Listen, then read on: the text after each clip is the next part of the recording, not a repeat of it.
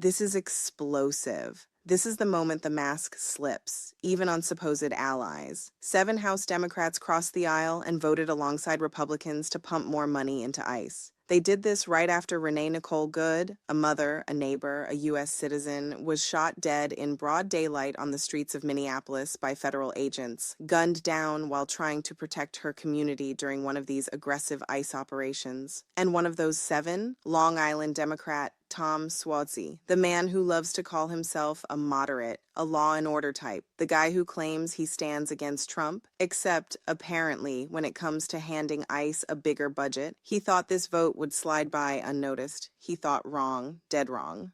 Tonight, we're laying it all out, because what happened next at a public event in his district wasn't just protest. It was a masterclass in raw, unrelenting accountability.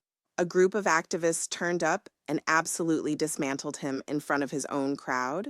The clips are brutal, clever, and devastating. You're going to see why this is going viral for all the right reasons. If you're tired of corporate media dodging stories like this, hit subscribe right now. We don't run from the truth, we run toward it. Think back. Ever since Trump took office again, Republican politicians have faced furious town halls, angry voters grilling them over DOJ nonsense, tariffs that hurt working families, billionaire tax breaks disguised as relief. And the best part? Those Republicans stood there stunned, repeating the same tired talking points that no longer land. They looked clueless, completely out of touch. Now the tables have turned.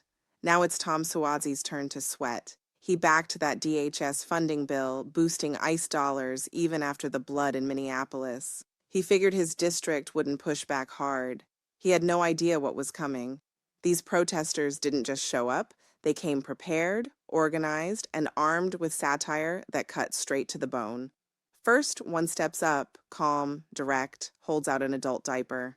Here, he says, this is for you, for when you soil yourself in front of Donald Trump. You're exactly the kind of leader we need right now. Someone who wets themselves the second fascists show up at the door. Put it on, it fits your style. Suozzi freezes, caught completely off guard. But that was just the opener. Next protester moves in.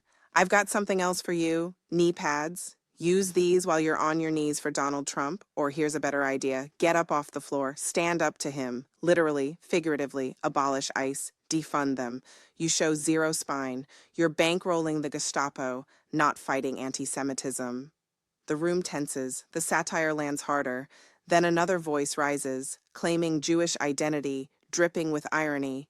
As a Jewish man, he says, I've never felt safer than with masked federal agents, these modern Gestapo, patrolling our streets. Thank you, Congressman Suozzi, for funding ICE. The only way to beat anti-Semitism is to team up with white supremacists, right? So thank you. And sure, you apologized later, but nobody could have predicted ICE would kill innocent people. Nobody except everyone paying attention. The crowd murmurs. The tone shifts. What started sharp and funny turns deadly serious. From that point, the protesters drop the props and start reading names, real names, lives ended. I'm going to list the people ICE killed this month alone, one says. Alex Pretty, Renee Good, Keith Porter, Perry Ma. He keeps going. 9 people dead at ICE's hands this month, and you're throwing me out while I read their names? You're funding this occupation. You made a terrible mistake. Tell Alex you made a mistake. Tell Renee.